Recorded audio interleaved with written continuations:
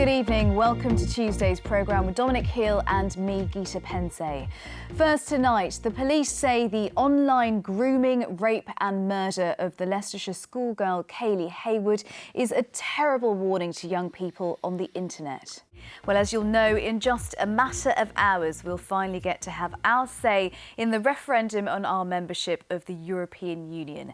And today, the final throes of the campaign saw leading politicians on both sides of the debate come to Derby, Nottingham and Leicestershire to put their points across one last time.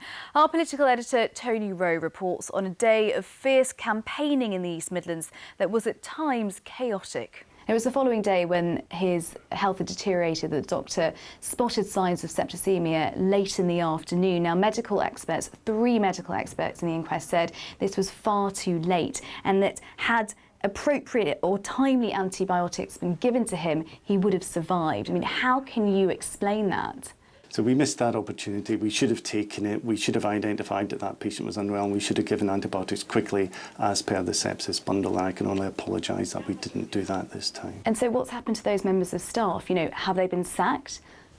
So what we focused on in the last couple of years is improving quality across the trust, putting in place the those training. Members of staff, they are still in their job then, presumably? Yes. Well, as you said, the prosecution opened their case against 50-year-old Jason Lawrence. Now, he's charged with 5 counts of rape, 1 of attempted rape and 1 of sexual assault. That's 7 charges against 7 separate women. And the alleged offences are said to have taken place in 5 counties, including Derbyshire, Leicestershire and Lincolnshire. Now, in several of the cases, the women say they had previously had consensual sexual relations with Lawrence, but in others they say they'd had no previous physical contact.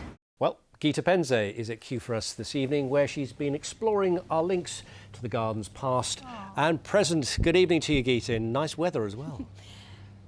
Good evening. Yes, it is indeed the perfect weather to unveil what visitors will be seeing here. Every year, around 1.5 million people flock to Kew, a World Heritage Site, to see its botanical offerings. And amongst those offerings will be this, the Hive.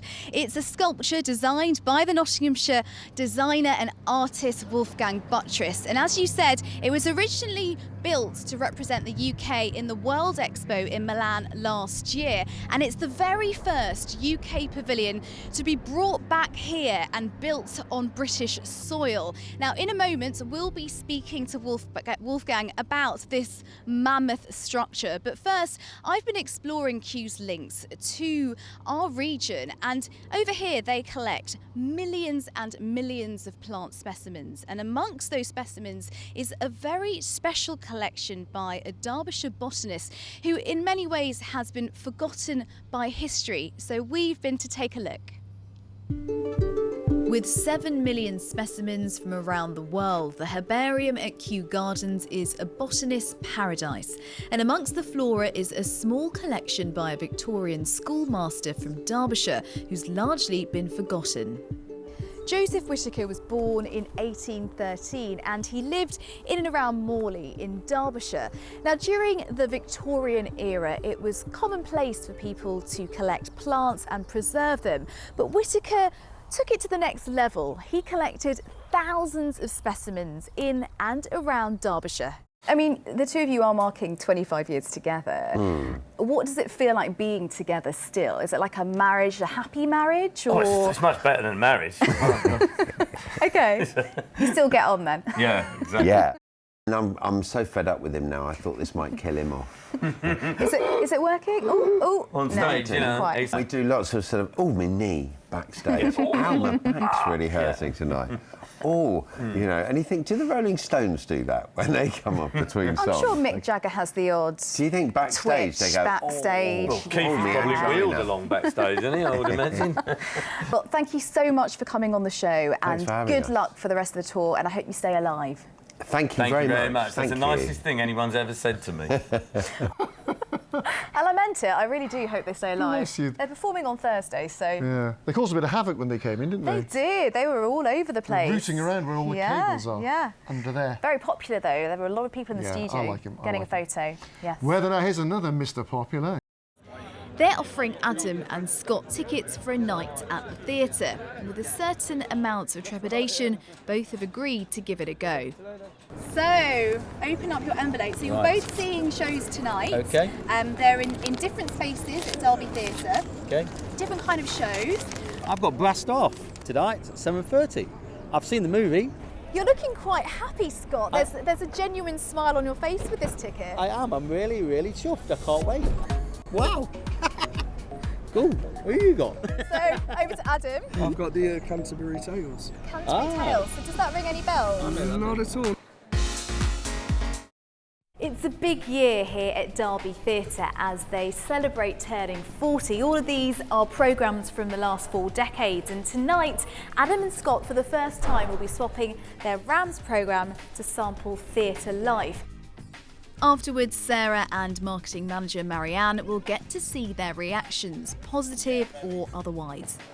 Now let's go back into the crowd and see if we can find Geeta again.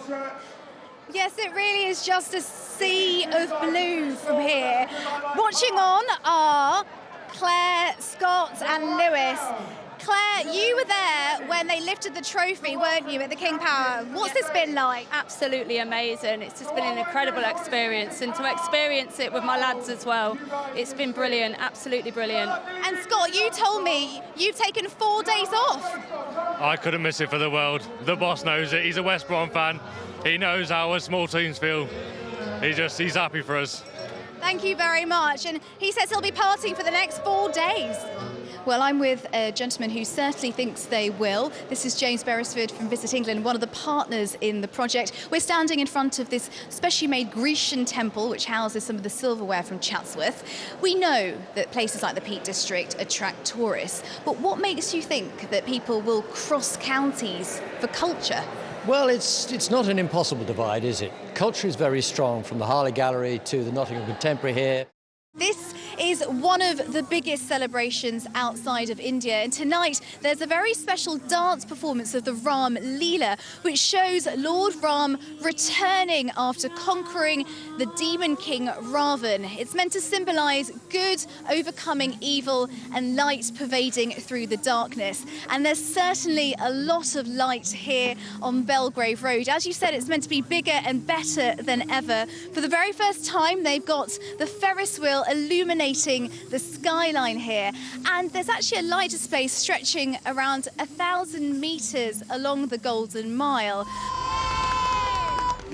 Well, there's certainly a lot of excitement here this evening. I'm surrounded by some very beautiful ladies who are going to be celebrating, as well as the celebrations along Belgrave Road. There's also special fireworks at the Cossington Recreation Ground. Now, the Diwali switch on this year attracted a record 37,000 people, and they're expecting big numbers tonight as well. We think we could go back to Geeta, talking to the man who designed that wonderful reinstallation at Kew Gardens called The Hive. Geeta, hope you can hear us, and over to you. I can hear you, and it has been a hive of activity, hasn't it? But I'm with Wolfgang and also Richard Deverell, who's the director here at Kew. Firstly, Richard, it's magnificent. Why did you decide to have it here at Kew, the first UK pavilion to be built on British soil? Well, I saw it when it was in Milan, and I thought it was the most extraordinary structure. And when I understood more about what it was about, the role of bees as pollinators, I thought it was perfect for Kew, because at Kew we want to explain why plants matter. And clearly one of the most important things plants do is they feed all animals, including humans. And bees, insect pollinators, play a vital role in that, because without insects, we wouldn't have food. And Wolfgang, you're linking this sculpture to an actual beehive, but this time it's in Kew Gardens, not in Nottinghamshire. Yeah, that's right. So what you can see around you now, you've got 1,000 LED lights and all the sort of sounds. They're coming directly, well, actually instigated by the live signals from a real beehive, which hopefully gives a sort of sense that you're in the moment, you're very present. So the visitor is at the centre of the experience. Brilliant. Thank you very much, Wolfgang. And as you can see, it's stunning, but also the soundscape in here is beautiful. And Wolfgang will be performing it at Glastonbury. So it's really all systems go here at the Hive. And I'm so glad that you got to see what it's like.